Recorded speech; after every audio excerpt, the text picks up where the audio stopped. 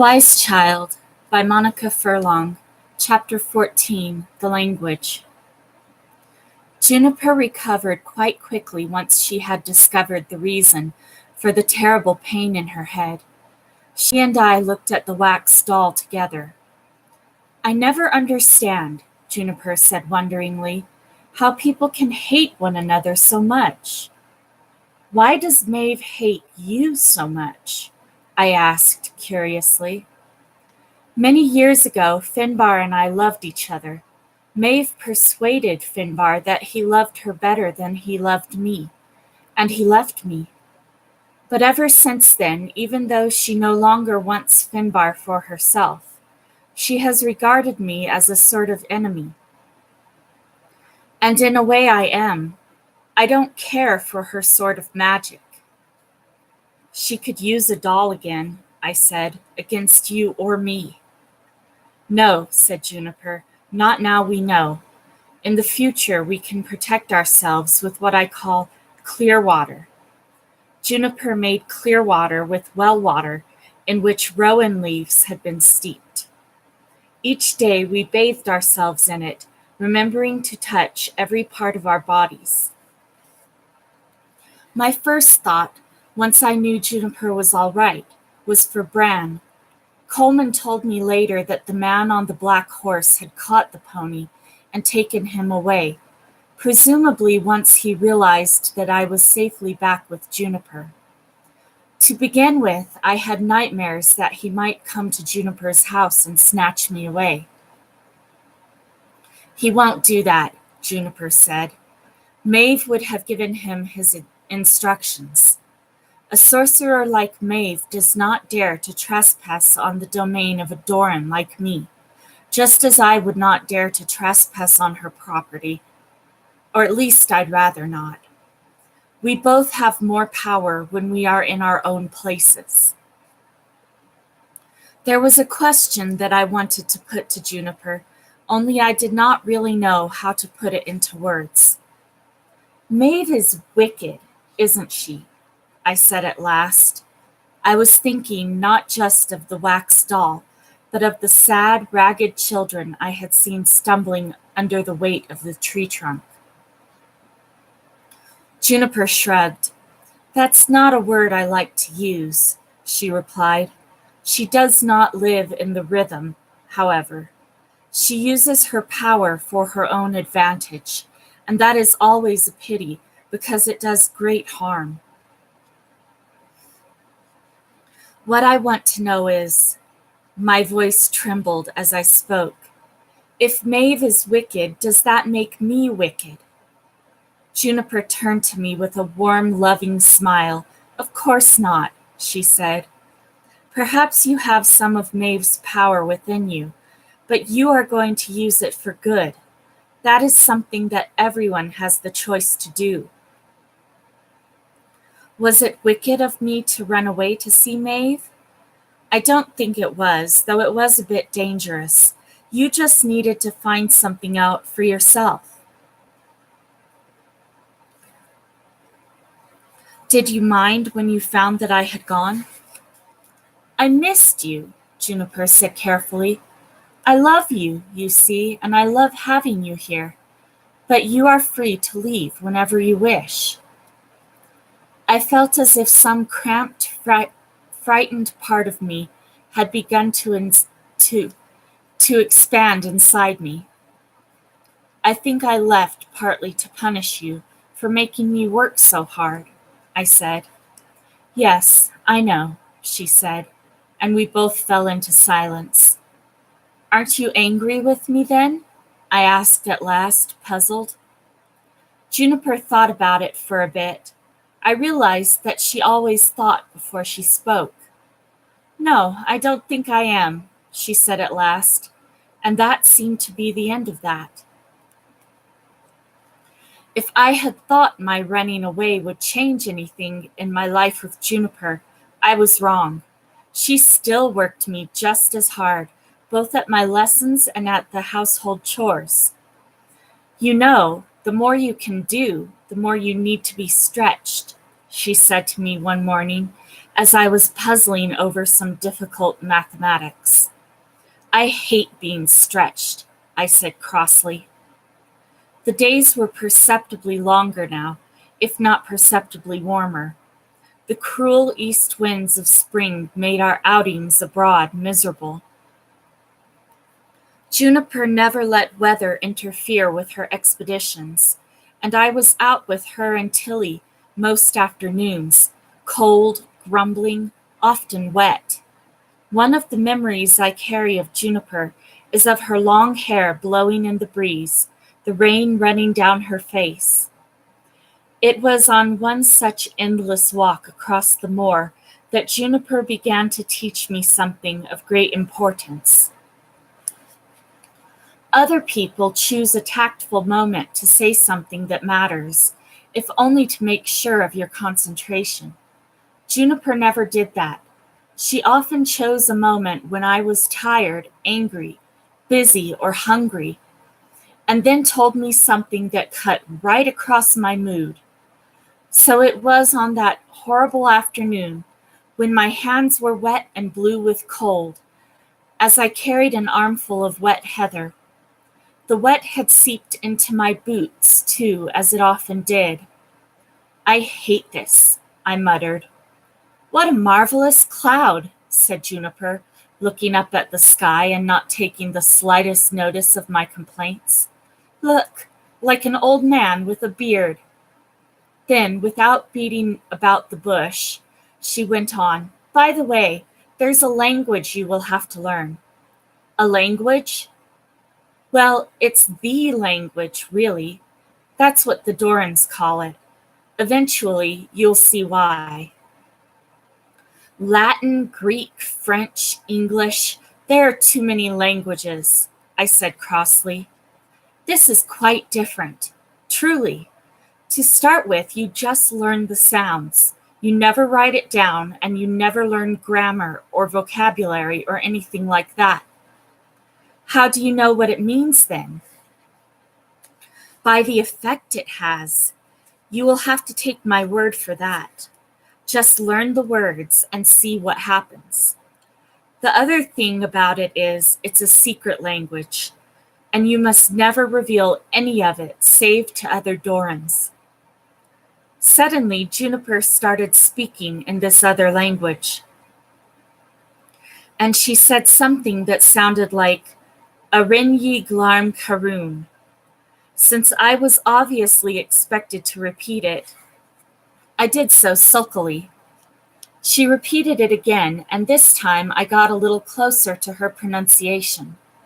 These were not the actual words spoken. I cannot tell you those, of course. What's it mean, then? I told you I can't tell you. Silly old language. I don't want to learn it. What if I don't become a Doran? You will forget it. How will I know whether to become a Doran? Do you realize that now you ask me that question practically every week? Sometimes oftener. You will just have to see, like everyone else. Will I know better after Bjaltina? Perhaps. I don't suppose so. I felt very cross indeed now, tired of impossible words that I didn't understand, mysterious ceremonies, a vocation that might or might not be mine, and that seemed to cut me off from everyone I knew except Juniper. I stood still, out there on the moor, where it was just starting to rain again, and the sky was the dark, painful color of a bruised plum. I hate you, I said, and I stamped my foot. Juniper simply nodded and walked on. I had much more cause to hate in the days and weeks that followed. From that day, Juniper started to teach me the language. It had to be learned by heart, sentence after sentence of it, each one as meaningless as the last. Time after time after time, she made me go back to the beginning, to Arinyi Glarm Karun, And upon that foundation we built a whole edifice of lines that went on, apparently without end. In places it sounded like a list of things. In other places it seemed to have a kind of dramatic intensity. Some passages were, it seemed, sad, others joyful, even funny, judging by the expression on Juniper's face. What was so odd was the way we worked at it. All of a sudden, nearly all our other occupations were laid aside. We no longer read Latin or English. We no longer spent time over poetry or songs and stories, over mathematics or astronomy or music. Even the chores, cheese and butter making, cleaning, cooking, spinning, the work on the herbs, were cut to a minimum, or else Juniper made me recite strings of words as I chopped or stirred. "Begin, wise child," she would say, "Arinyi glarm karun," and wearily I would start the litany once more. "If you would only tell me what it meant," I would say tearfully, enraged at the sheer senselessness of it. "I can't," she would say, "or if I did, it wouldn't mean anything to you. Everyone has to learn it this way." "Have we nearly got to the end?" I rashly asked her once. "Oh, nowhere near," she said, laughing as if I had made a joke. At first, a whole evening, a whole morning, a whole afternoon would be spent in the unutterably boring process of her speaking the words and me repeating them after her until I could remember them. It was cruelly baffling, sitting there or standing. She preferred me to stand so that I did not get so sleepy. Reciting words I did not understand hour after hour. Sometimes I felt as if the words were taking me over. Sometimes I could not sleep at night because the words were running obsessively through my brain. And sometimes I burst into tears when Juniper made me go back to the beginning and recite it all once more. "Be brave, wise child. It is hard, I know, but it will make sense one day, I promise you." A thought struck me. "Did you learn the language when you were young?" "Yes." "From Uni?" "Yes." "And she was much tougher about it than I am, I can tell you. She once made me do it all night and begin work the next morning as if nothing had happened." I could imagine Uni's determination. "And were you glad later?" "Of course. The trouble with it is there just isn't an easy way of learning it, or I wouldn't make you suffer like this." This was patently the truth. However cross I sometimes got with Juniper, I knew that she always told me the truth, in the way that some grown-ups don't, and that she always cared about me. It made up somewhat for the misery of my present life, rising very early in the morning while it was still dark, racing through the chores, and then reciting until lunchtime. We would have a bowl of soup and a bit of cheese, and then recite most of the afternoon. Juniper then allowed me a walk or a game.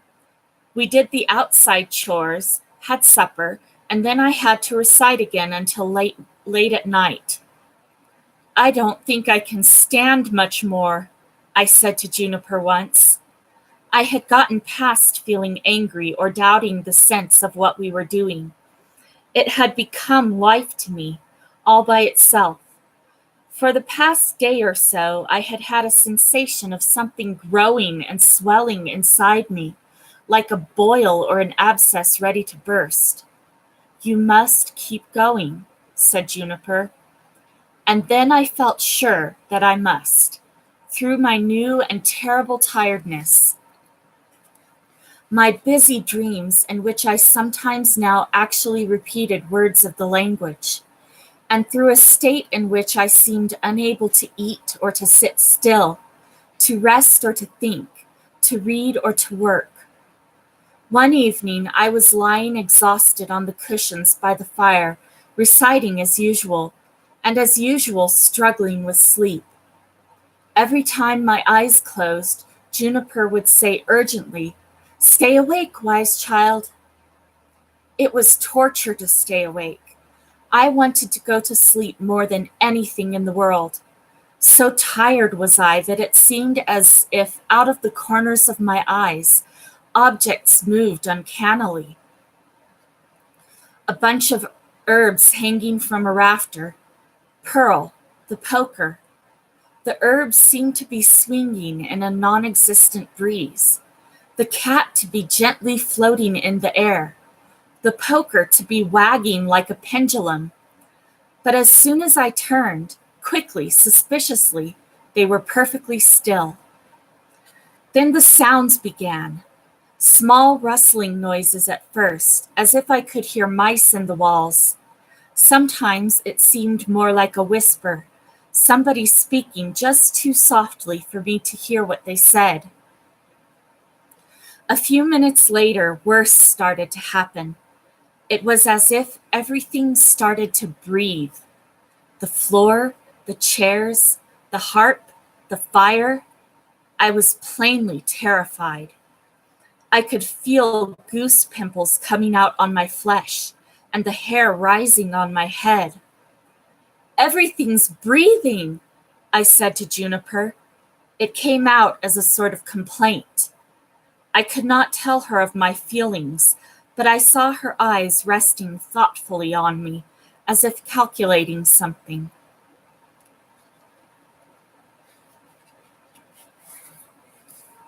"Good, then try once more. Arenyi glarm karun." It did not occur to me to not obey. With infinite weariness, the words forced out of my mouth as if through thick porridge, I began the hateful recital all over again. Almost at once, something very strange started to happen. I realized this time that I was only conscious of the words for some of the time, and that there was now no longer any effort to remember. What was so peculiar was that this time I had the sensation that the words were uttering me, that sometimes I was the speaker and sometimes I was the hearer, that sometimes Wise Child disappeared altogether and sometimes I was more Wise Child than I had ever been before in my life. The words rolled on as mystifyingly as ever, and I was dimly aware that I was coming to the end of all that I had learned so far. I finished what I knew, and the words hung in the air for an instant. And then Juniper and I, in unison, began to recite lines that she had never taught me, and yet that were as familiar to me as my own self. These lines went on for what seemed to be another stanza, and then stopped, whereupon something even more remarkable happened. Ruby looked up from her elegant pose on the hearth and remarked, in a voice both high and sonorous, "Arenyi glarm karun." "Ruby," I said to Juniper in amazement, and I saw from her nod and smile that we had shared this moment. She came to me and kissed me. "That's over, Wise Child. You can go to bed now and have a long night's sleep. Tomorrow you will try on the green dress, and on Thursday we will start our journey to attend Bjaltna." I stumbled exhausted up the stairs, and Juniper helped me off with my clothes and tucked me into my nest. She kissed me and sat beside me. I badly wanted, to think about the strange thing that had happened to me, but I was drowning in the peaceful ocean of sleep. "I was not me," I mumbled to Juniper, in one last effort to hold on to the experience. I know, she said. Isn't it a strange feeling?